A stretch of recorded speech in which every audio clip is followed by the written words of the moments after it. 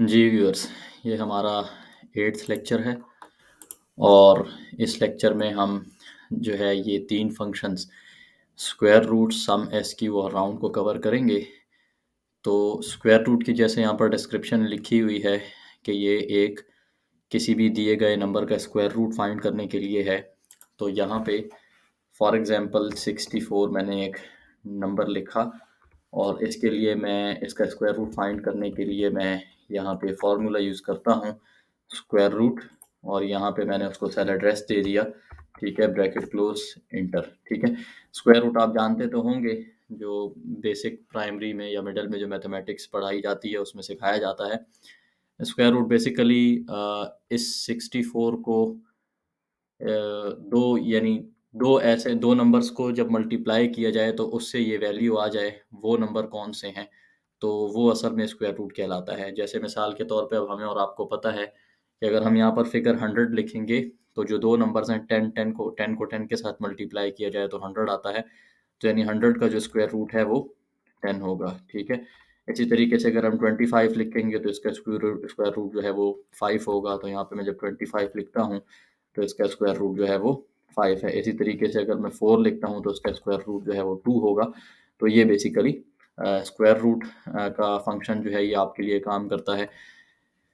दूसरा यहाँ पर जो आज का हमारा फंक्शन है वो सम एस क्यू है, और ये सम करता है किसको? स्क्वायर्स को। ठीक है, तो यहाँ पर इन्हीं दो नंबर्स को मैं ले लेता हूँ। फॉर एग्जांपल यहाँ पर 4 है और यहाँ पर 2, तो 4 का स्क्वायर जो है वो 16 है और 2 का स्क्वायर जो है वो 4 है। तो हमारे पास सम स्क्वायर के फॉर्मूले को जो वैल्यू है, जो आंसर है या जो रिजल्ट है वो 20 लाना चाहिए। तो मैं इक्वल्स करता हूँ sum S Q, bracket open, number 1 comma number 2, ठीक है, एंड ब्रैकेट क्लोज। ठीक है, तो ये देखें ये 20। अब फॉर एग्जांपल हमारे पास जो 10 है तो उसका स्क्वायर क्या आता है? 100 आता है। ठीक है, और यहाँ पे फिर हम लिख देते हैं, फॉर एग्जांपल दोबारा हम 10 लिखते हैं। तो ये देखें हमारे पास जो सम एस क्यू है, यानी ये फॉर्मूला क्या करता है, ये जो गिवन वैल्यू है, जो हमने फार्मूला का जो पहला पैरामीटर यानी पहला नंबर जो उसको दिया है उसका स्क्वायर लेगा। इसी तरीके से जो दूसरा नंबर हमने उसको दिया है ये इसका स्क्वायर लेगा और इन दोनों स्क्वायर्स को ऐड अप करके आपको यहाँ पर रिजल्ट दे देगा। ठीक है, फिर ये हमारे पास राउंड का फंक्शन है। तो राउंड का फंक्शन हम यूज़ करते हैं अमूमन जब हमारे पास नंबर के डेसिमल्स ज़्यादा हों, इस तरीके से। ठीक है, ऐसे नंबर अगर हमारे पास हो, ठीक है, यहाँ पे मैं एक डेसिमल बढ़ा देता हूँ। ठीक है, तो इसके लिए हम राउंड का फंक्शन यूज़ करते हैं इसको राउंड अप करने के लिए। राउंड भी जो ये मिडल की जो मैथमेटिक्स है उसमें भी राउंड अप करना सिखाया जाता है। ठीक है, तो जो राउंड करने का जो कानून है उसी के मुताबिक, यानी अगर आपने इसको 2 फिगर्स पे राउंड करना है, 2 डिजिट्स पे, तो वो ये इस नंबर को देखेगा ये 5 से बड़ा है, तो फिर इसको यानी सॉरी इस नंबर को देखेगा ये 5 से बड़ा है तो इस वाले नंबर में वो एक ऐड कर देगा। और इसी तरीके से अगर आपने 1 उस पे राउंड करवाना है तो फिर वो इस नंबर को देखेगा, अगर ये 5 से बड़ा है तो इसमें एक ऐड अप कर लेगा। अभी यहाँ पर हम प्रैक्टिकली कर लेते हैं।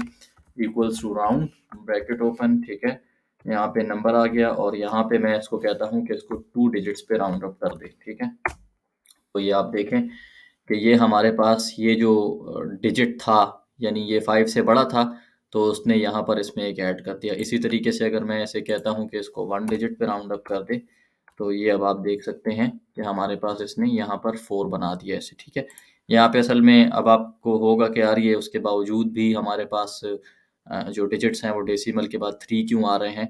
तो उसकी असल में वजह ये है कि यहाँ से हमने नंबर ऑफ डेसिमल्स इस फॉर्मेट पे वो रखे हुए हैं, इसलिए ऐसे आ रहे थे। ठीक है जी, तो इस लेक्चर में हमने कौन से 3 फंक्शंस किए? एक स्क्वायर रूट का, एक सम एस क्यू का और एक राउंड का। ठीक है, तो इंशाल्लाह बाकी बस बेसिक जो फंक्शंस हैं वो तकरीबन 3-4 फंक्शंस ही कुछ और रह गए हैं मज़ीद, और उसके बाद फिर इंशाल्लाह हम कंडीशनल फंक्शंस की तरफ चले जाएंगे। ठीक है, उम्मीद है कि अब तक आप लोगों का जो बेसिक एक फार्मूला लिखना कैसे है उसके रूल्स जो यहाँ पर ऑलरेडी मैंने हर वीडियो में मैंने इनको डिलीट नहीं किया हुआ है, ये रूल्स भी आपके जहन में बैठ गए होंगे और इन तमाम फंक्शंस को कैसे अप्लाई करना है ये सारी चीज़ें अब आपको समझ आ गई होंगी। तो इंशाल्लाह आप लोगों के लिए आगे जो कंडीशनल्स हैं या जो डेटाबेस के जो फार्मूला और फंक्शंस हैं वो यूज़ करना आसान होंगे। ठीक है, थैंक यू।